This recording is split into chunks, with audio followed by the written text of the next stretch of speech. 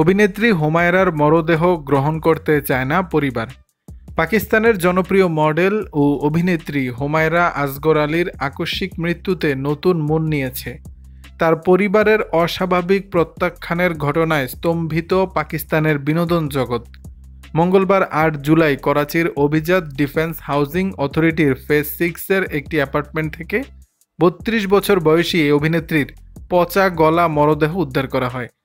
বিভিন্ন গণমাধ্যমের খবর অনুযায়ী পুলিশ হুমায়রার ফোন রেকর্ড ট্র্যাক করে তার ভাইয়ের সন্ধান পায় এবং পরবর্তীতে তার বাবা অবসরপ্রাপ্ত সেনা চিকিৎসক ডাক্তার আসগর আলীর সঙ্গে যোগাযোগ করে। ডাক্তার আসগর আলী পুলিশকে বলেন, আমরা অনেক আগেই ওর সঙ্গে সম্পর্ক ছিন্ন করেছি। ওর মরদেহ নিয়ে যা খুশি করুন, আমরা এটি গ্রহণ করব না। পরিবারের এমন অপ্রত্যাশিত প্রত্যাখ্যানের পর হুমায়রার দাফন ও জানাজা নিয়ে সৃষ্টি হয়েছে চরম অনিশ্চয়তা।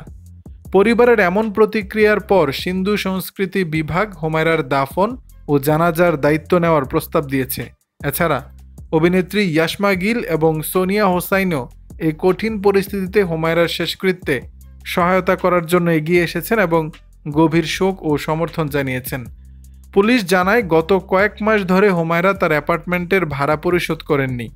ভাড়া বকেয়া থাকায় এবং তার সঙ্গে যোগাযোগ করতে ব্যর্থ হওয়ায় বাড়িওয়ালা উচ্ছেদের আবেদন করেন।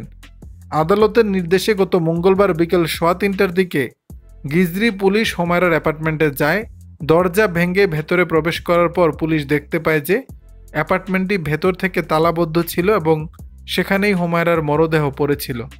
দর্শক, বিষয়টি নিয়ে আপনাদের মতামত জানাবেন নিচের কমেন্ট বক্সে।